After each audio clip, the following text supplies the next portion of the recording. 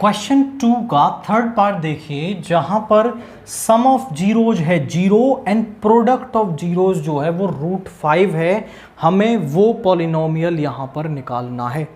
तो हम मान लेते हैं कि let alpha and beta are zeros of the polynomial, कि उस पॉलिनोमियल जो हमें निकालना है उसके जीरोज जो हैं वो अल्फा एंड बीटा है। तो अल्फा प्लस बीटा हमें कितना दे रखा है 0 एंड अल्फा इनटू बीटा हमें दे रखा है √5। तो पॉलिनोमियल को निकालने के लिए हमें क्या करना पड़ेगा, पॉलिनोमियल इज गिवन बाय, हमारे पास स्टैंडर्ड फॉर्म होती है px is equal to k into x square minus alpha plus beta x plus alpha plus beta.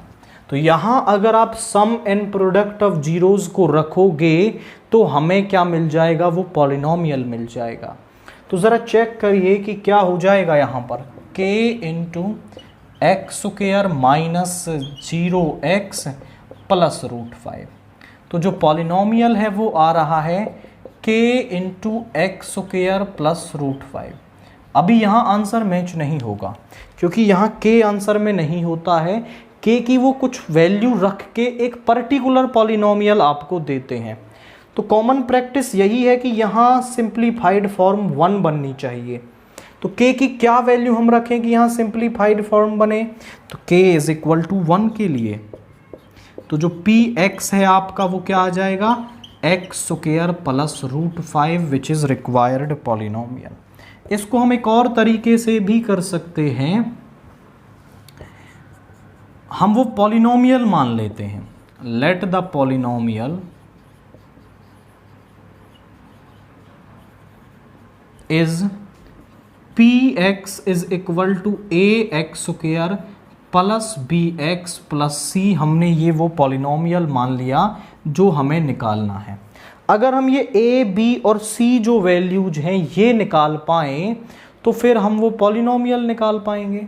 हम ये मान लेते हैं कि let alpha and beta are zeros of the polynomial,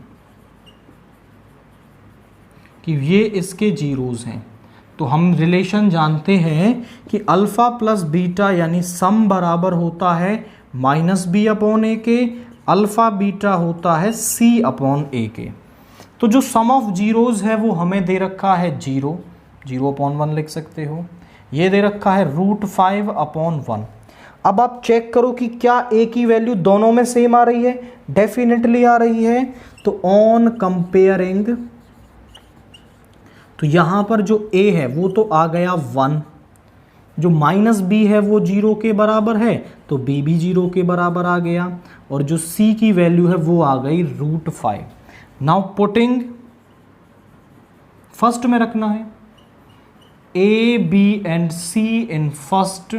तो जो px है वो क्या आ गया, ज़रा चेक करिए, एक्स स्क्वायर, b इज़ 0 यानी ये तो 0 बन गया, c जो है वो हमारे पास आ गया √5। तो हमारे पास जो पॉलिनोमियल है वो आ गया x square plus √5। This is the polynomial.